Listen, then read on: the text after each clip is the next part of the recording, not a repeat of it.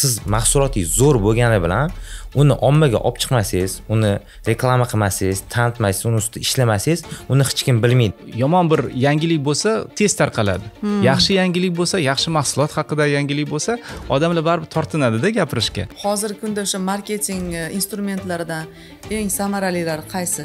Siz insonlarni ongida bo'lib turishingiz kerak. Ya'ni siz bir marta mahsulotingizni ishlab chiqardingiz, katta reklama berdingiz, uni odamlar ko'rdi, olishni boshladi, lekin sizni raqobatchilaringiz bor. 10 ga yaqin raqobatchilaringiz bor, ular ham marketing qilyapti, reklama qilyapti. Sizni mijozingizz qatta bo'lsa, siz o'sha yerda bo'lishingiz kerak. Siz o'sha yerda ularga reklama berishingiz kerak. Hozir savdo yo'q, hozir bizda pul yo'q, to'xtab qolganmiz degan. Shu qanchalik to'g'ri? Endi o'zingiz bu savol berdingiz, men boshlamagan edim. Vaziyat tanqid qiladigan va har doim shu odamlarda pul yo'q, boshqa gap tarqatadigan odamlar umuman tadbirkor emas. Odamlar har doim ko'proq o'sha emotsional tarzda qaror qilishadi bu narsani olishga. Marketing xizmatlarini ko'rsatadigan tadbirkorlarimizda qonunchilik bilan bog'liq, balki amaliyotda qandaydir muammolar bormi bugungi kunda? O'zim hayron qolaman, milliarder kompaniyalar har kuni xuddi bugun nonushtaga pul yo'qligida och bo'lishadi-da mana shu yechimlarga. Bu darajada demokratik va samimiy gaplashadigan odamlarni men ko'rmaganman. Ya'ni qancha tadbirkor katta yutuqlarga erishgan bo'lsa, shuncha samimiy bo'ladi.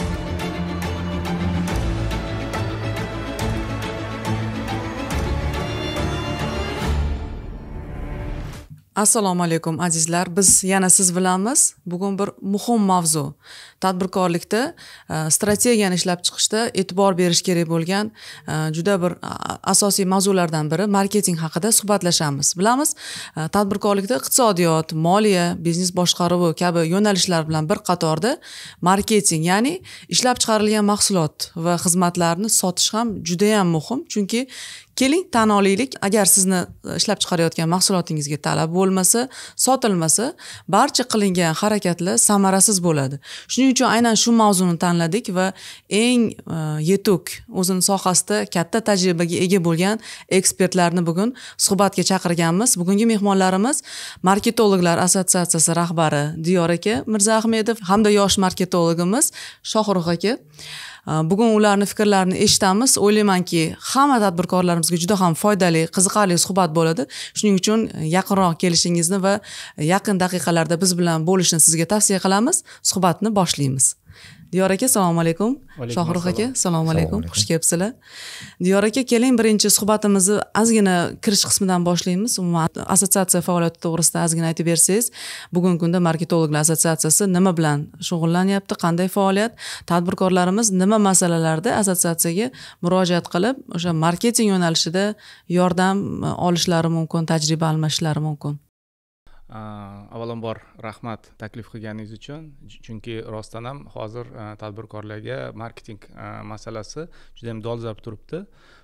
Shuning uchun biz 16-yilda o'sha O'zbekiston marketing uyushmasini tashkil qilganmiz. Endi hamma tushunadi nimaga 16-yilda, chunki bu ham bir muhim bir bosqich, bizning vatanimizning tarixida bosqich bo'lgan va mana 9 yil bo'lyapti. O'zbekiston marketing uyushmasi 200 dan oshiq agentliklar va brendlarni o'sha o'z jamoasiga jalb qildi va asosiy bizning loyihalarimiz bu Toshkent Marketing Forum marketologlar uchun, yil brendi mukofoti bu biznes egalari uchun va TAF Toshkent reklama festivali bu agentliklar uchun va bundan tashqari reytinglar, agentliklar, brendlarning reytinglari, marketing agentliklar, marketing xizmatlar bo'yicha reyestri va boshqa ko'p loyihalarimiz bor. Men o'ylayman, yildan yilga bizning tadbirkorlarni biznes egalari orasida marketingga qiziqish, marketingni bo'yicha bilimi oshyapti va buni biz o'zimiz hammamiz barcha guvoh bo'lyapmiz. Iqtisodiyotimiz balki shuni hisobiga ham rivojlanishga ega bo'lyapti. Shohrux aka, sizni ham keling, ozgina tanishtirib o'taylik.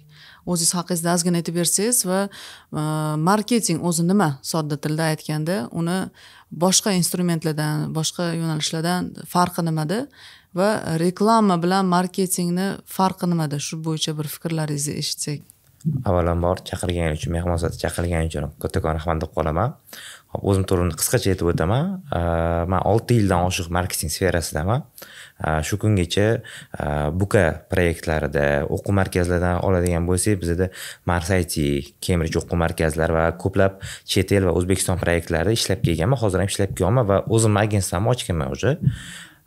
Marketing to'g'risida aytadigan bo'lsak, marketing bu oddiy til bilan aytsak, bu mijoz bilan mahsulotni bog'lab turadigan tizim.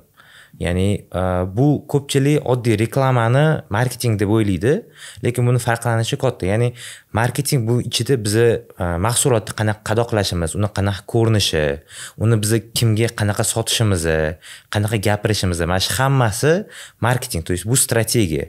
Reklama bo'lsa bu marketing tizimidagi bitta bir vosita etsa, instrument etsa bo'ladi. Ya'ni buni mashina misolida oladigan bo'lsak, marketing bu butun mashina, reklama bo'lsa bu gaz pedal etsak bo'ladi. Ya'ni o'sha orqali biz odamlarga yetkazamiz o'zimizning mahsulotimizni. Ibora bor-ku, yaxshi mahsulot o'zini o'zi sotadi degan. Shunga qo'shilasizlarmi shu fikrga yo ancha bo'ldimi afsonaga aylanganiga bu fikri? Meni fikrim bu afsonaga aylanib ketgan. Ya'ni hozirgi kunda konkurensiya juda ham katta. Bizning bozorda, dunyo bozorida konkurensiya katta va siz mahsulotingiz zo'r bo'lgani bilan uni ommaga olib chiqmasangiz, uni reklama qilmasangiz, tanitmasangiz, uni ustida ishlamasangiz, uni hech kim bilmaydi. Ya'ni u mahsulotingiz yotaveradi. Faqat ham bitta ikkita tanish bilishi mumkin, bo'ldi. Mahsulotingiz yaxshi sotilishi uchun siz uni ommaga ko'rsatishingiz kerak, ommaga u to'g'risida gapirishingiz kerak. Diyor aka, sizda qanaqa fikrlar? Men ham qo'shilaman Shohrux fikrlariga, chunki bir tomondan albatta mahsulotni mukammallashtirish kerak, mahsulot ideal bo'lishi kerak iste'molchi uchun va iste'molchining fikrini har doim o'rganish kerak. Lekin iste'molchilar ham bilasizmi, shunaqa bir narsa bor, hamma bunga guvoh. Yomon bir yangilik bo'lsa tez tarqaladi. Yaxshi yangilik bo'lsa, yaxshi mahsulot haqida yangilik bo'lsa, odamlar baribir tortinadi-da gapirishga. Va shu paytda agar reklama bo'lmasa va odamlar bir-biriga o'sha sarafan radio deyiladi, bir-biriga shundoq ayta oladi deb ishonishga ozgina qiyinroq bo'lyapti va reklamasiz tez qanaqadir zo'r natijalarga erishishi qiyin bo'ladi. Marketingni reklama demak marketingning bir qismi, to'g'rimi? Albatta. Tushunarli. Hop, bugungi kunda 2025-yil deb oladigan bo'lsak, tadbirkorlar marketingni qanaqa tushunish kerak? Qanchalik bu narsa ular uchun dolzarb, bir amaliy misollarda ko'rsatib beraylik. Masalan, marketing rivojlantirmasdan tadbirkorlikni boshlagan hamkasblarimiz nimaga e'tibor berish kerak mana shu imенно marketingni o'zida qo'llash kerak degan fikrni tasdiqlash uchun? 25-yil juda ham zo'r bir payt. Marketing biznes rivojlanishga ham asosiy qaysi qurollar yaxshi o'z natijalarini berishyapti. Masalan, hozir sun'iy intellekt eng dolzarb masala chiqyapti, chunki odamlar ham sun'iy intellekt juda ham yaxshi, oddiy iste'molchilar ham ishlatishyapti va korxonalar ham o'sha o'zini faoliyatida ham shunga murojaat qilishyapti va shu orqali menimcha yaqin yillarda juda ham katta ta'siri va juda ham katta yordam bo'ladi. Albatta shaxsiy brendni roli juda ham katta. Hozir уже iste'molchilar birorta mahsulotni yoki birorta xizmatni qabul qilganda buni asoschisi kim, uni orqasida qanaqa jamoat turibdi, bular ijtimoiy masalalarga, qanaqadir millat rivojlanishiga o'zi ahamiyat berishyaptimi, ularni asosiy tamallari o'sha jamoat tartibiga, jamoat intilishiga to'g'ri keladimi yo'qmi, va odamlar shunga ham ahamiyat berishyapti. Va albatta bundan tashqari kuchli raqobat, ya'ni dunyoga bizani ochilishi, tashqaridan kelgan mahsulotlar bilan, xizmatlar bilan bu yerdagi mahalliy xizmatlarni raqobati, u ham bizani hozir korxonalarimizga, kompaniyalarimizga juda ham yaxshi bir tomondan sinov, bir tomondan lekin yaxshi imkoniyat berilyapti o'zini mahsulotlarini, xizmatlarini yaxshilashga. Hop, tadbirkorlarimiz nima xatolar qilishyapti hozir masalan marketingda men tushunishim bo'yicha bir ikki xil yo'nalish borda. Jaydari marketing qo'pol qilib aytganda ilgari masalan eskidan o'sha shakllanib kelgan usullardan foydalanishdi va zamonaviy usullar. O'sha tadbirkorlar ko'proq qanaqa xatolarga yo'l qo'yishyapti? Amaliy nimadir misollar ayta olasizmi? Asosiy xatolar nimada? Birinchidan iste'molchilarni fikrini o'rganmaslik. Ya'ni ko'p tadbirkorlar birovni o'sha misolini ishlatib, kopiya qilib, shunga ishonib ishni olib borishadi. Ya'ni bu bo'lgan zo'r bir qanaqadir mahsulotni yoki xizmatini negizida nima turgan, balki o'sha yerdagi hududda yoki bu mahsulotda o'ziga yarasha qanaqadir kuchli tomonlar bor edi, ko'chirganda balki bu narsa o'tmaydi va albatta o'zini iste'molchilarini o'zini hududida, o'zini sohasida agar vaziyat o'rganmasa, fikrlari o'rganmasa, endi yerda ko'p metrikalari bor va bu birinchi xato. Ya'ni siz bozorni yaxshi o'rganmasdan, kimnidir qilgan ishini ko'chirish, xizmat ko'rsatish, keyin afsuslanishda nimaga odamlar murojaat qilmayapti, nimaga olmayapti. Bu ikkinchidan mana hozir siz o'zingiz shu gapdan boshladingiz, ya'ni marketingni reklama bilan adashtirish. Ya'ni bo'ldi, yaxshi reklama bersak, bo'ldi, mahsulotimiz ketaveradi. Lekin odamlar ham hozirgi kunda sodda emas. Iste'molchilar juda ham yaxshi bozorni o'rganishadi, ma'lumotlarga ega va agar mahsulot o'zi ularga ma'qul bo'lmasa, sifati yoki qadoqlashi yoki boshqa qanaqa tomonlari agar rozi bo'lishmasa, hech qanaqa reklama yordam bera olmaydi va bekor shuncha xarajatlar ham, boshqasi ham, umidlar ham uziladi. Bu asosiy, balki qo'shib yorasiz. Men oxirgi bir yarim yil ichida 30 dan ortiq biznes egalari bilan konsultatsiyalar o'tkazdim razborlar, ya'ni biznesligini tahlil qilib chiqdim. O'shanda kuzatayotgan narsam, ya'ni ko'p biznes egalarida sonlar yo'q. Ya'ni ular o'zligini bir mana bunaqa yaxshi ketyapti, vроде sotuvim yaxshi bo'lyapti degan farazlarida yashashyapti va mahsulotni ishlab chiqarayotganda, mahsulotni taqdim qilayotganda o'zini farazidan kelib chiqib ishlaydi. Ya'ni o'rganmaydi auditoriyani va o'zini unikalligini ko'rsatib bera olmaydi. Ya'ni ko'p bizda mana oxirgi payt ishlab chiqaruvchilar bilan ishlab kelyapmiz, ularda nima bo'lyapti? Ya'ni demping. Narx tushiryapti, bu ham narx tushiryapti. Mana shunaqa qilib raqobatlashishyapti-da. Ya'ni o'zini unikalligini ishlab chiqib, o'zini auditoriyasini topib, ular bilan ishlashmayapti. Va keyingisi yana ular ko'pchilik adashtiradi. Ya'ni bizga marketing kerak ekan deydi. Nima kerak desangiz, SMM deydi. Ya'ni 3 ta 4 ta post qo'yib qo'yaman Instagramda, sotuvim oshib ketadi deb o'ylashadi. Lekin bu tizimli, strategiyali narsalarga tushunmaydi ko'pchilik. Yoki reklamaga bir marta pul tikaman, bo'ldi, meni mahsulotimni hamma ko'radi, hamma biladi, ertaga sotuvim 2-3 barobar oshib ketadi. Shu bilan butun umrbod men pul tikmasam bo'ldi, marketing men shart emas deb o'ylashadi. Mana shu tomonda ko'pchilik xatolar qilyapti. Ya'ni sonlar yo'q, mana shunaqa o'ylashligi juda ham noto'g'ri, tizimli o'ylash yo'q. Marketing bu davomiy prosesda, to'g'rimi? Bu masalan faqat ishlab chiqarish boshida uni tanitib olguncha emas, doimiy ishlab chiqib turish kerak, rivojlanish kerak. Siz insonlarni ongida bo'lib turishingiz kerak. Ya'ni siz bir marta mahsulotingizni ishlab chiqardingiz, katta reklama berdingiz, uni odamlar ko'rdi, olishni boshladi, lekin sizni raqobatchilaringiz bor. 10 ga yaqin raqobatchilaringiz bor, ular ham marketing qilyapti, reklama qilyapti. Siz doimo auditoriyangizni ko'z oldida, quloqida bo'lib turmasangiz, sizni mahsulotingizga bo'lgan o'sha qiziqish tushib ketishi mumkin va bizda auditoriya va yengillanadi. Ya'ni kichkina pokoleniya kattalashadi. Ular so'zchi mahsulotingizni aytaylik 15 yoshdan kattalar oladigan bo'lsa, 10 yoshinglar 5-6 yildan keyin sizni mahsulotingizga o'tadi. Siz ularni tarbiyalab borishingiz kerak. Siz faqat bitta auditoriyaga ishlay olmaysiz. Hozirgi kunda o'sha marketing instrumentlaridan eng samaralilari qaysi? Ijtimoiy tarmoqlar ham juda ham rivojlanib ketibdi. Chunki hamma to'g'rimi, qanaqadir mahsulotni hozirgi kunda misol uchun ko'proq Instagram, men o'zim Instagramdan kuzataman, qani o'sha o'zim xohlagan mahsulot nomini kiritaman-da, o'sha profilga kirib, ichiga ko'rib, nima mahsulot chiqardi, shunaqa qilib yangi mahsulot yoki xizmatlardan foydalanishda juda qulay. Shunga o'xshash nima instrumentlar hozir ko'proq samara beryapti marketingda? Hop, hozirgi kunda endi ko'proq o'sha o'zingiz aytib o'tganingizdek digital instrumentlar foyda beryapti. Ya'ni chunki o'zi mana bunaqa narsa bor marketingda. Sizni mijozingiz qayerda bo'lsa, siz o'sha yerda bo'lishingiz kerak. Siz o'sha yerda ularga reklama berishingiz kerak. Ya'ni mijozingiz o'rganib chiqqandan keyin hozir ko'pchilik nima qilyapmiz? Internetda, Instagramda va hokazo ko'p vaqtimizni o'tkazib qo'yamiz. Bu degani biz internetga, ya'ni digitalga ko'proq biz urg'u berishimiz kerak. Lekin shunda ham baribir offline marketingimiz bor. Ular ham qolib ketishi kerak emas. U biznesni o'ziga bog'liq, ya'ni biznes yo'nalishiga, uni auditoriyasiga bog'liq bo'ladi. Digital oladigan bo'lsa, ya'ni hozirgi kunda Instagram, TikTok, YouTube, Telegramlar rivojlangan, lekin har bittasini o'zini o'rni bor. Ya'ni marketingda bitta kanal o'zi bilan ishlashingiz bu noto'g'ri. Sizda omni kanalingiz bo'lishi kerak, ya'ni 4 ta 5 ta kanal bilan ishlayverishingiz kerak. Instagram bu reelslar, storieslar orqali hozir zo'r kontent qilib, auditoriyani o'zingizga jalb qilib, o'ta sotuvli qilsangiz bo'ladi.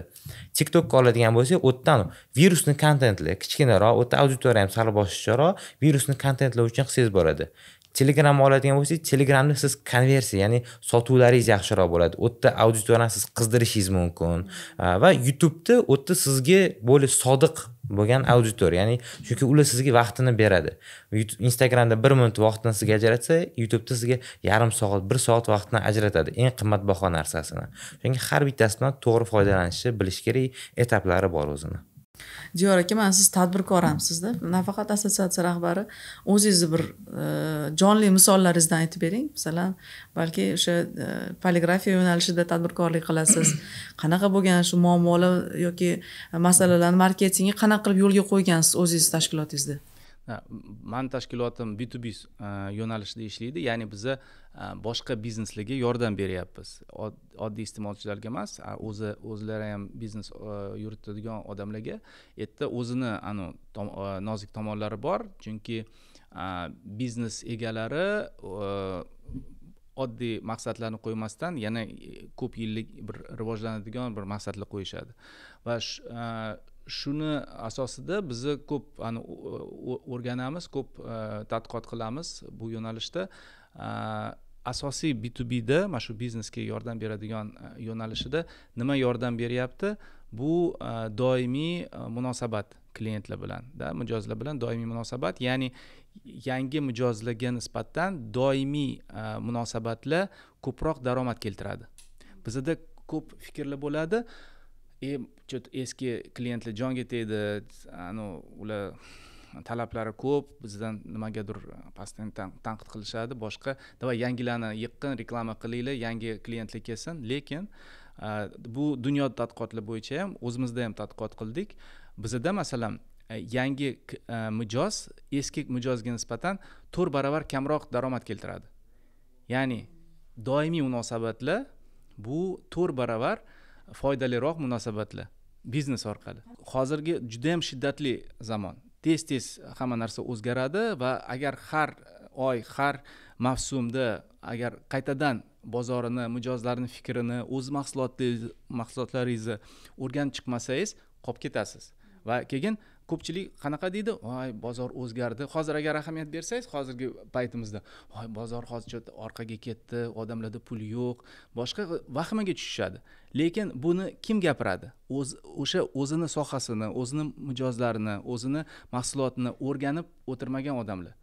O'rganmasdan zamon o'zgaryapti, ularni kechirasiz oyog'ini ostidan yer ham ko'chyapti, u sezmayapti bu narsani. Doimiy o'rgangan, vaziyatni o'rgangan kompaniyalar undan yaxshiroq rivojlanyapti. Biz ko'ryapmiz, qaysi kompaniyalarda ish yaxshi ketyapti, qaysi kompaniyada qolib ketyapti. Chunki shuni bitta sabablardan biri marketingga e'tiborni kamaytirish. Ana o'zingiz bir yaxshi savol berib ketdingizda, ba'zida tadbirkorlarimizda gap bo'ladi. Hozir bozor o'lgan, hozir masalan pul yo'q payt, shuning uchun savdo yo'q, ayniqsa yil boshida, to'g'rimi? Yoki bo'lmasa avgust oylarida ham ko'pincha shunaqa gaplarni eshitganman. Hozir savdo yo'q, hozir bizda pul yo'q, to'xtab qolganmiz degan. Shu qanchalik to'g'ri? Ya'ni mana shunaqa vaziyatlarda marketingni to'g'ri yo'lga qo'yib, o'sha sotuvlarni jonlantirish mumkinmi? Men sizga undan bir chuqurroq bir fikr bildirmoqchiman. Vahimaga tushadigan, vaziyatni tanqid qiladigan va har doim shu odamlarda pul yo'q, boshqa gap tarqatadigan odamlar umuman tadbirkor emas. haqiqiy tadbirkor bu o'sha xohlagan vaziyatdan eng yomon vaziyat bo'ladimi, eng yaxshi vaziyat bo'ladi, har doim foyda chiqaradigan odam. Ya'ni odamlar pul yo'qmi? Bo'ldi, значит pul yo'q odamlarni baribir ular har kuni bir narsani iste'mol qilishyapti, ovqat yeyishyapti, ularni baribir talablari bor. Shunga yarasha o'zini mahsulotini, o'zini xizmatlarini o'zgartiradi. Narxini o'zgartiradi, mahsulotni o'zgartiradi. Chunki kechirasiz, aholimiz mana 38 million har kuni odamlar 3 mahal ovqat yeydi, kiyinadi, ishga boradi, o'qishga boradi, vaqt o'tkazadi, xarajatlari bor. Lekin ularni e'tibori o'zgaradi, ozgina boshqa tomonga. Kecha mashina olayotgan bo'lsa, bugun xonadonni olmoqchi bo'ladi. Bugun xonadonni olmoqchi bo'lgan bo'lsa, ertaga oziq ovqat bo'yicha qanaqadir niyatlari bo'yicha to'y bo'ladimi, boshqa bo'ladimi? Albatta, uni xarajatlari o'zgaradi. Xarajatlar yo'naltirishi o'zgaradi, lekin bu narsani yaxshi tadbirkor har doim o'sha tadqiqotlar orqali biladi. O hozir bu yil yoki bu mavsumda odamlar ko'proq mana shu narsaga ahamiyat beradi. O'zgartiradi bu o'zini o'sha xizmat ko'rsatishni, mahsulotini. Marketingni yoki bozorni o'rganish yaxshi tushunmagan tadbirkorlar, o'sha Qo'shtirnoqda tadbirkorlar, ular kecha zo'r olishuvdi, bozor zo'r bo'luvdi, bugun nimagadir hech kim olmayapti. Qatta odamlar yo'q bo'lib ketmadi-ku, kosmosga uchib ketmadi-ku, hammasi mana shu yerda yuribdi. So'ragin, o'rgangin, o'rtoqlar, sizlar nima qilyapsizlar? Qayerga bordinglar? Kecha bizning do'konimizga keluvdinglar, bugun cho't kelmayapsizlar. Balki ular aytishadi, o'zi aqling bormi? Kecha bozor kuni edi, shuning uchun keldik. Dushanba kuni biz ishga boramiz. Biz boshqa ehtiyojlarimiz bor. Sani oldinga borishimiz shart emas deb уже bilgan odam tushunadi. Bo'ldi, men dushanba, seshanbaga alohida qanaqadir taklif qilishim kerak o'zimning iste'molchilarimga yoki o'sha haftaning ichida bozor kuniga yana tayyorgarlik ko'rib, yana ko'proq ularga xizmat ko'rsatishga harakat qilay deb qanaqadir strategiyasini yaratadi. Shuning uchun asosiy o'sha fikrim shu, kim o'sha vahimani kim nolashni ko'paytirsa, bu haqiqiy tadbirkorlik emas. Bitta misol sifatida, ya'ni fitness sferasidan olib aytaman. Ya'ni odam mana zalga kelyapti, abonement sotyapti. Ularga abonement sotishyapti. Nima uchun, qanaqa uni shu darajaga olib kelinadi? Ya'ni abonement sotib olishga. Bu yerda bizda bir nechta stadiyalar bor. Ya'ni odam zalga borishni o'ylamayotgandan boshlab, ya'ni o'ylashni boshlaydi va hokazo o'ylab sotib oladi. Nimaga biz qanaqa reklama qilamiz yoki nimani uni ongiga singdiramiz? Ya'ni u zalga kelayotgani u prosta tak emas. Ya'ni uni bir necha ichidagi xohishlari bor. Ya'ni bittasi maqtanish. Og'aynilarim zalga borishyapti yoki borishmayapti. Meni qo'limda shu abonement bo'lishi kerak. Men zalga borib bitta ikkita rasmga tushib qo'yishim kerak. Men sog'lom anaqada hayotdaman, men mana shunaqa qilmayman, zalga chiqaman yoki qimmat zalga chiqaman degan narsani ko'rsatish uchun. Keyingi masala, misol uchun bolalar, ko'pchilik bolalar zalga chiqyapti. Nimaga desangiz, bir chiroyli qomat qilmoqchiman deydi. O'zingga chiroyli qomat shart emas. U kimgadir yoqmoqchi. Ya'ni u qaysidir qizga yoki kimgadir og'aynisiga, uydagilarga nimanidir ko'rsatib qo'ymoqchi. Reklamada ham biz o'shani ishlatsak bo'ladi. Ya'ni siz misol uchun qaysidir qizga yoqmayapsizmi? Zalga keling, biz sizga orzuyingizdagi qomatni qilib beramiz. Yoki misol uchun ko'p ayollarimiz men ozmoqchiman deyshadi. O'zi tegida ozish emas, ya'ni o'rtoqlarning do'konlarining ichida ko'rishganda bir maqtanish, mana shunaqa chiroyli ko'ylak kiydim, chiroyli ustimda o'tiribdi, qomatim chiroyli degan narsalar, ya'ni odamni ichidagi narsasimizni olib chiqib, reklamaga olib chiqadigan bo'lsa, biz undan pul olishimiz, unga sotishimiz osonroq bo'ladi. O'zi mana to'g'ri aytdilar, emotsional tanlovi bu 80-90% tashkil qiladi. Ya'ni logikaga tayanib yoki ratsional qanaqadir tuyg'ularga tayanib 5-10% bo'lsa katta gap. Odamlar har doim ko'proq o'sha emotsional tarzda qaror qilishadi bu narsani olishga. Va bizda ham mana o'zimiz kompaniyamizda ham sotishda ham men bilaman, bizani sotuvchilarimizni ularni psixologik o'sha munosabati mijoz bilan ko'proq rol o'ynaydi. Ya'ni mijoz siz hech qachon bilmaysiz. Ertalab masalan sizni mo'ljallingiz bo'lgan, mana shu pulim bor bugungi kuniga, men bu narsani olaman. Kechqurun agar qaytsangiz, ahamiyat berasiz, 50% agar o'sha reja bo'yicha bo'lgan bo'lsa, katta gap. Qolgani nimagadir boshqa narsalarga ketdi. Nimaga? Chunki o'sha paytda bizani miyamiz o'sha emotsiya bizga signal beradi, man bu narsani olsang yoki man bu odam bilan munosabatda bo'lsang sani ko'ngling joyiga tushadi, yaxshi bo'lasan, boshqa bo'lasan deb har xil ratsionalsiz bir niyatli keladi. Va shuni asosiy, agar sizni sotuv bo'limingiz xodimi zo'r, chehrasi ochiq, bir ko'ngilli odam bo'lsa, ahamiyat berasiz, 20-30% ga sotishingiz ko'payadi.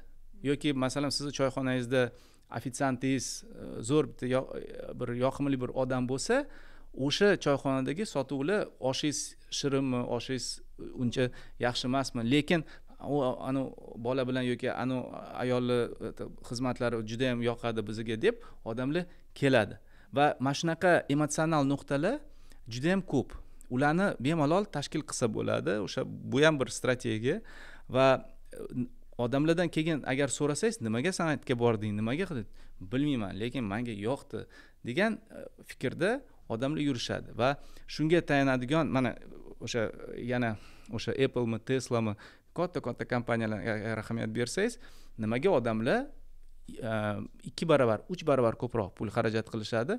Hatto mana shu arzonroq puliga xuddi shu xizmatni olishi mumkin boshqa kompaniyalardan. Lekin ularga muhtoj bo'ladi. Nimaga? Chunki ko'p emotsional bog'lanuvchi bir elementlari bo'ladi va odam bu yaxshi, unaqa yomon emas. Odam maza qilsa, u ham yaxshi. Hayotdan rozi bo'lsa, u ham yaxshi. Lekin bu ham marketing. Siz agar boshqalardan qimmatroq olmoqchi bo'lsangiz yoki boy odamlarga o'xshamoqchi bo'lsangiz, shundan xulosa chiqaring, что siz ham ozgina marketing qurollariga ilindingiz. To'g'ri. Endi biz ongli mavjudotmizda baribir insonlar uchun emotsiyalar, o'sha his-hayajon, tuyg'ular juda ham muhim. Hattoki o'sha aql bilan qaror qilishdan ham ko'ra. Meni ham tanishim bor, haqiqatdan nimaga bu do'konga borasan, nisbatan qimmat-ku mahsulotlar desam, yo'q, menga muomalasi, individual menga bo'lgan munosabati juda ham menga yoqadi, shuning uchun mana shu joyga borishga harakat qilaman deb aytganda, lekin bilamizki, o'sha bizda baribir servis sohasida menimcha hali yechilmagan muammolar juda ko'p. Ayniqsa chekka hududlarni qaraydigan bo'lsak, bu hattoki turizmda ham menimcha juda katta ta'siri. Aynan turizmni rivojlantirish uchun o'ylaymanki, marketing tizimini, strategiyasini yo'lga qo'yayotganda xizmat ko'rsatish sifatini ham oshirishga qattiq e'tibor berish kerak-da. Bu sohada, bu yo'nalishda nima muammolarimiz bor, nimalarga e'tibor berish kerak menda marketologlar? Xo'p, turizm yo'nalishimizdan oladigan bo'lsak, to'g'ri aytdingiz, ya'ni strategiyada qilayotganimizda biz har bitta etap va mijoz bilan, ya'ni kasanya bor.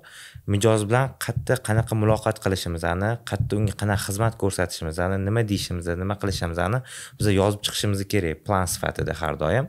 Va servis, ya'ni nimaga servis? Hozirgi kunda insonlarda ya'ni talab kuchayib boryapti.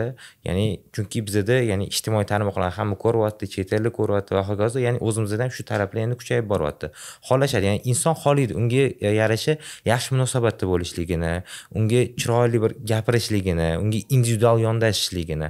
Va turizmda mana shu narsalar agar biz restoranniy sferalarimizda ham, boshqa turistik, masalan, agentство bo'ladimi yoki qanaqadir muzeylar bo'ladimi va hokazo, hammasi biz shu narsani agar rivojlantiradigan bo'lsak, bizning turizmimiz ham O'zbekiston ham juda ham zo'r rivojlanishni boshlaydi.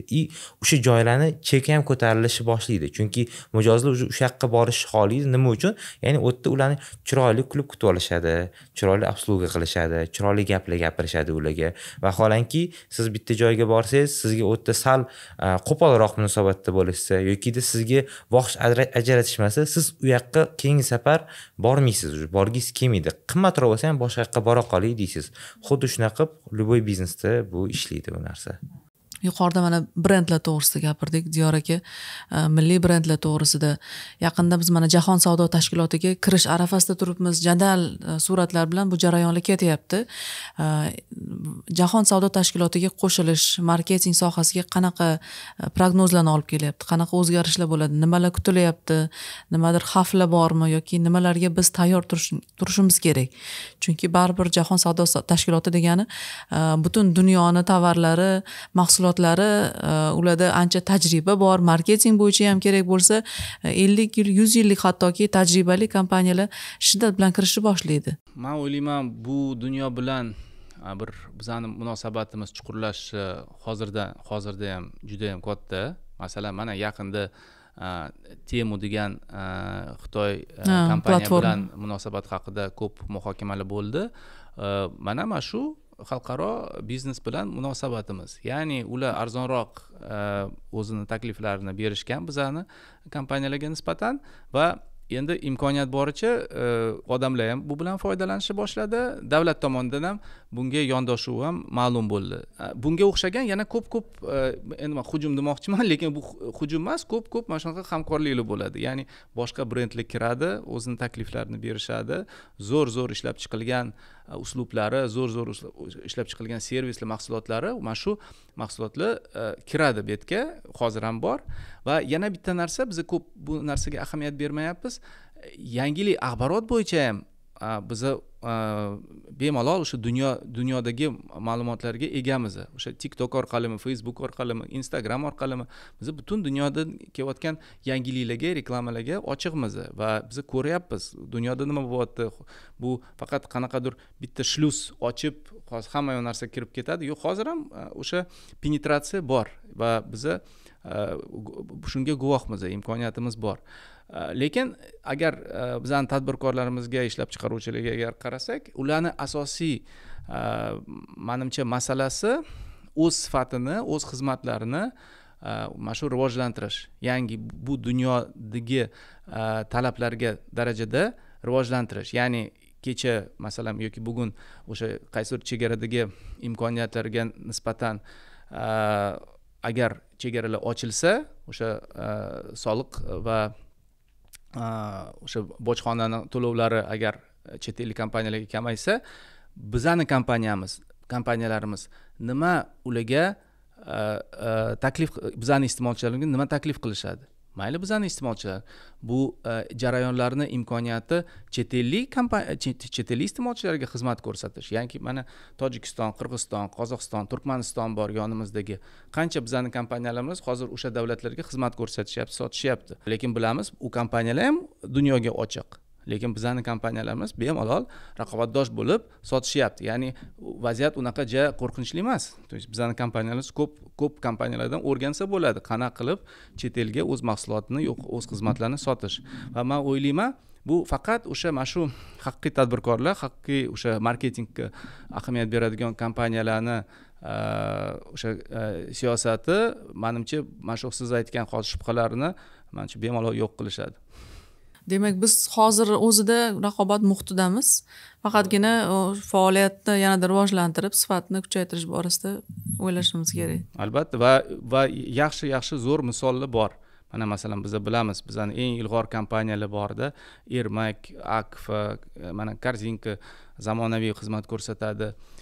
Bizani mana shu developing yo'nalishida, uy qurishlarda yaxshi kompaniyalar bor va ko'p mana shunaqa yo'nalishlarda yaxshi misollar bor. Ya'ni bor o'sha tajribaga ham tayanib bemalol rivojlansa bo'ladi.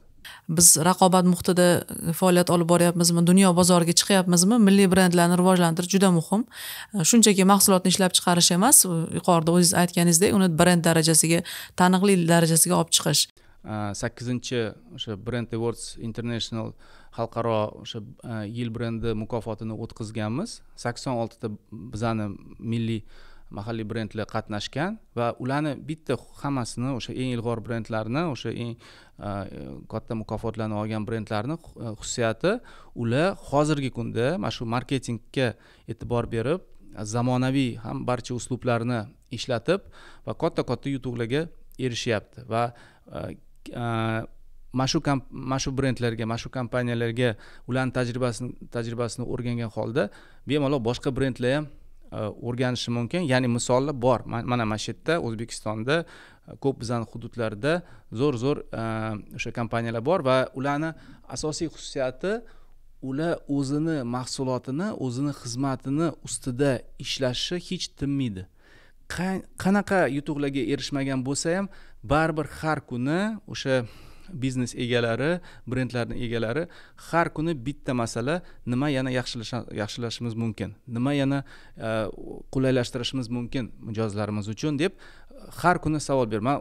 O'zim hayron qolaman, milliarder kompaniyalar har kuni xuddi bugun nonushtaga pul yo'qligidek och bo'lishadida mana shu yechimlarga va men taklif qilaman boshqa tadbirkorlarga mana shu yo'nalishda mana shunaqa kompaniyalardan ibrat olish. Shohruh aka, endi sizni baribir amaliy nima deydi, tajribangiz bizga juda muhimda. O'sha marketing to'g'ri yo'lga qo'yib faoliyatda 2 karra 3 karra balki rivojlangan qanaqadir keyslar haqida aytib bersangiz. Xo'p, o'zimizdagi qilgan keyslarimizni gapiradigan bo'lsam, misol uchun bitta kafeni olgan edik. Ular sushi kafe, ya'ni savdosi juda ham past, ochilgan, marketing hech narsa qilmagan, ya'ni joyini chiroyli qilib qo'ygan, hamma menyularni qilib qo'ygan, aytaylar, lekin reklama qilmagan, anaqalarni o'rganmagan auditoriyani, ya'ni unikalnostini qo'shmagan. Bizani jalb qilishdi, borib bizni mijozlarni o'rganishni boshladik. Mijozlarga nima kerak o'zi? Mijozlar nimaga aynan o'zi sushi olishayotgan? Nimaga bizanda O'zbekistonda ovqat juda ham ko'p. Nimaga ulardan zakaz qilyapti? Osh olmayapti, milliy taom, turkcha taom olmayapti. Nimaga bulardan? Uni bilganimizdan keyin aynan nimasiga qaryapti? Misol uchun setlarda yoki donalar zakaz qilayotganda nimalariga qaryapti, nimalarga ahamiyat beryapti? Ya'ni to'g'ridan to'g'ri konkurentlarni o'rganib chiqdik. Ular nima taklif qilyapti? Shularni olib chiqib, biz keyin u brendga, ya'ni unikalnostini biz olib chiqdik, ularni unikalnostini olib chiqib odamlarga shu to'g'risida gapirishni boshladik. Ularni imенно sizlarga to'g'ri keladigan auditoriya, mana bu auditoriya mana shu yoshda, mana shu yoshgacha bo'lgan, misol uchun ayollar ko'proq darajada deb uni to'g'rilab chiqdik va keyin undan keyin o'zimizdan takliflarni, ya'ni unikal takliflarimizni berishni boshladik bozorga. U yerda bir nechta instrumentlar, reklamalar qildik и spets предложениyalar qilishni boshladik. Keyin setlar ishlab chiqdik. Ya'ni biz bundan o'ylab qarasak, odamlar sushida, misol uchun aynan yosh qizlar nima qilar ekan, ular ko'proq maqtanib Instagramga qo'yadi va hokazo. Qachon maqtanadi desangiz, Filadelfiya aniq balig'i bor. O'sha rollar bor setlarni ular maqtanishi, chunki bu ko'pchiligi tarqalgan va qimmatroq, yaxshiroq hisoblanadigan bo'ladi. Shunaqalar bo'lsa, ular rasmga olib hamma yoqda tarqatishni boshlaydi. Biz shu tomonlama keyin boshladik. Biz tarqalishni boshladik. Keyin biz любой biznesda kerak narsa, ya'ni mijoz bilan davomiy ishlashni, ya'ni LTVsini oshirishimiz kerak. U uchun biz ham narsa qildik. Ya'ni bizdan 200 mingdan va 200 ming va 200 mingdan oshuv 5 marta xarid qilsang, 6-chisi tekin. Ya'ni har bittasiga shtamp urib berishni boshladik. Odamlar u shtampni ko'rgandan keyin, voy bitta qopdi va ikkita qopdi tekinga olar ekanman deb harakat qilaveradi. Ya'ni siz bilan davomiy anaqa qilaveradi, ishlayveradi va sizni ta'mini boshqa qo'yadi. O'shanda o'sha sushi kafeni daromadi 3.5 baravarga 2 oy ichida o'sdi. Va hozirgi kunda ham yaxshi daromad qilib, yaxshi filiallarni ham ochishni boshlashdi. Xuddi shunaqa qilib fitness sferasida qildik. Ya'ni fitness sferasida chaqirishdi, o'ta tahlil qilib, ular Rossiyadan kelgan ekspertlar bilan ishlashgan ekan, yaxshi natija berisha olmagan. Biz o'rganib chiqdik, ular Yunusobodda joylashgan. Mijozlar, misol uchun, Qo'yliqdan yoki boshqa yerdan kela olmaydi. Biz o'ylab chiqdik, ya'ni ularning unikalnosti nima? 24/7 ishlaydi. Ya'ni odamlarga gapirishni boshladi. 24/7 abonement olsangiz, sizlar o'zingizlarga qulay bo'lgan paytda kelishingiz mumkin. Servis ko'rsatdik. Ya'ni o'tdagi trenerlarni ko'rsatdik va biz taklifimizni unikallashtirishni boshladik. Ya'ni ham auditoriya ham qisqartirish, ya'ni Yunusoboddagi odamlar uchun taklif berishni boshladik. Yaqin atrofdagilar uchun har xil biznesni o'rganib chiqdik. Kim kelyapti ko'proq ularga? Ularga misol uchun ko'proq studentlar bilan o'rta hol oilalar kelayotgan ekan. O'shalarga takliflar berib, siz student bo'lsangiz, siz qanaqadir menejer bo'lsangiz, siz mamlaqa xodim bo'lsangiz deb o'shalarni chaqirishni boshladik. O'shanda ularni savdosi 2,5 baravar, уже 2-oyda 2,5 baravarga o'sib ketdi. Juda yaxshi, lekin tajribalar bilan bo'lishdingiz. Menimcha, tadbirkorlar ham eshitib, hozir nimadir xato qilayotgan bo'lsa, o'zini marketing strategiyasini to'g'rilab olsa bo'ladi, bemalol. Albatta. Marketing juda ham ko'p tomonli, ko'p tarafli bir yo'nalish va mana bizning reyestrda marketing o'sha xizmatlarni ko'rsatadigan agentliklar 25 ta yo'nalish bo'yicha. Ko'pchilik o'ylaydi, marketing agentligi bo'ldi, ular vizitka ham qilib beradi, SMM ham qilib beradi, brending ham qilib beradi. Yo'q, o'zi marketingda kamida 25 ta yo'nalish bor. Va marketing xizmatlarini agar olmoqchi bo'lsangiz, mana shu 25 tadan yo'nalishdan qaysi yo'nalish sizga hozir asosiy dolzarb va qaysi yo'nalishlarga keyinchalik siz o'sha e'tibor berishingiz kerak deb uni ko'rishingiz mumkin. Bizning o'sha marketing uyushmasining saytida hammasi ko'rsatilgan va shunga qarab yerda barcha mana shu yo'nalishda ishlaydigan kompaniyalar ham ko'rsatilgan va ularni tender ham qilsa bo'ladi, tanlasa ham bo'ladi. Va men bitta tavsiya qilaman, o'zi life hack. Agar yaxshi bilmasangiz, nima qilish kerak, boshqa qilish kerak, bemalol qo'rqmasdan mana shu sizga qiziqqan yo'nalishda 2-3 ta agentlikka murojaat qiling. Ulardan suhbat oling. Ular sizga tushuntirib berishsin o'zini xizmatlarini, xususiyatlarini, afzalliklarini va shundan keyin sizda xulosa paydo bo'ladi.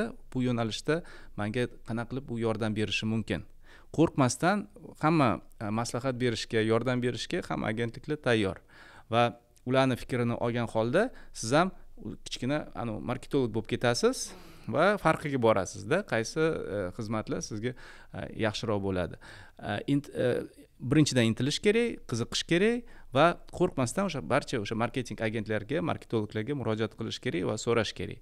Bu yerda hech qanaqa manmanlik, qanaqadir man tadbirkorman, bu marketologlar bilan yoki agentliklar bilan nima qilib men gaplashaman, meni hamma taniydi, men pulim ko'p, boshqa ko'p, deb xodimlarim ko'p degan gap umuman noto'g'ri. Chunki biz mana ko'p eng mashhur katta boy, qo'rqmasdan aytamiz, boy tadbirkorlar bilan munosabatdamiz. Bu darajada demokratik va samimiy gaplashadigan odamlarni men ko'rmaganman.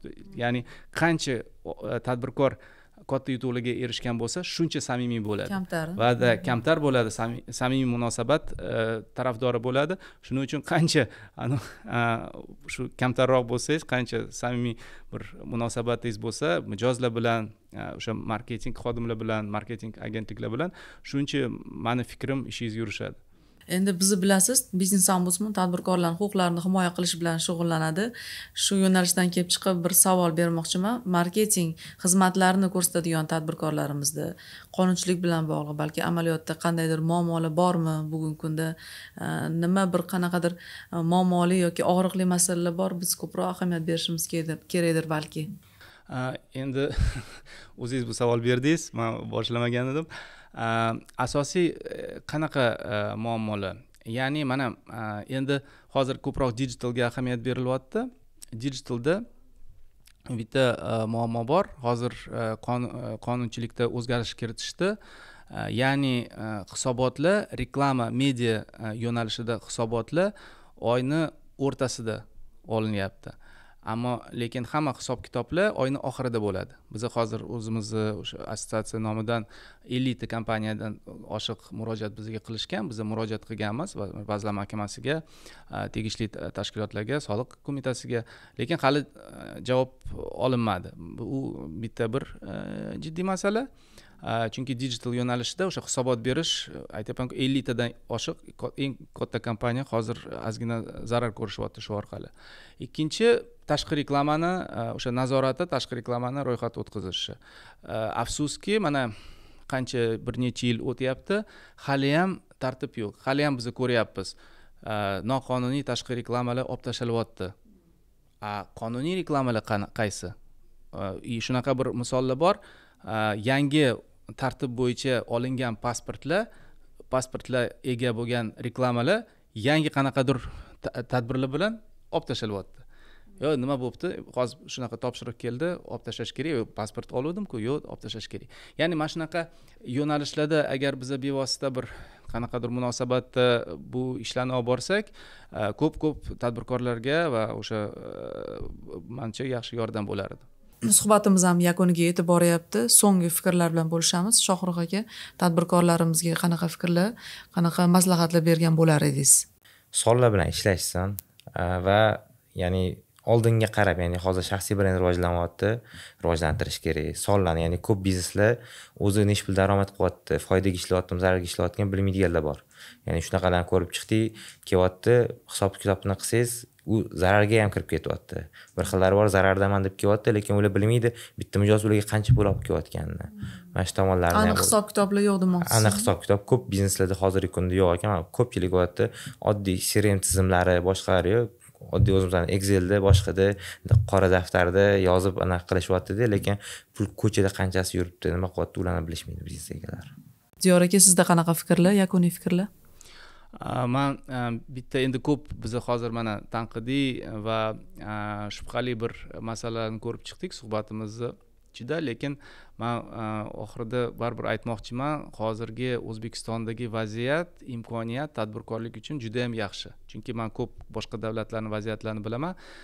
Hamma bizga hozir havas bilan qaraydi, chunki imенно o'sadigan darajada o'sish paytida hammamiz endi o'sganmiz yoshligimizda, o'sha paytda shunga yarasha qiyinchiliklar bo'lgan va o'sishda albatta qiyinchiliklar bo'ladi, qanaqadir sinovlar bo'ladi, lekin hozirgi kunda tadbirkorlar albatta foydalanish kerak shu vaziyat bilan, o'zini tajribasini, o'zini imkoniyatlarini ko'paytirish uchun.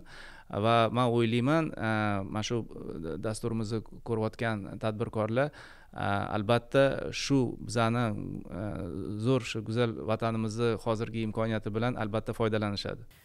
Azizlar, bugun juda ham foydali suhbat bo'ldi deb hisoblayman, chunki ekspertlarimiz juda ham bir mazmunli insightlarni aytib o'tishdi o'zlarining tajribalaridan.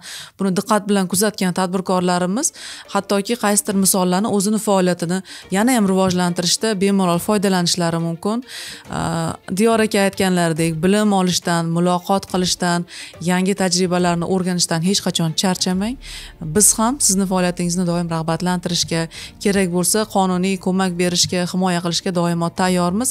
Bizni kuzatishda davom eting. Kelgusi sonlarimizda ham sizlar uchun foydali va qiziqarli bo'lgan mavzularda suhbatlarimizni davom ettiramiz. E'tiboringiz uchun rahmat.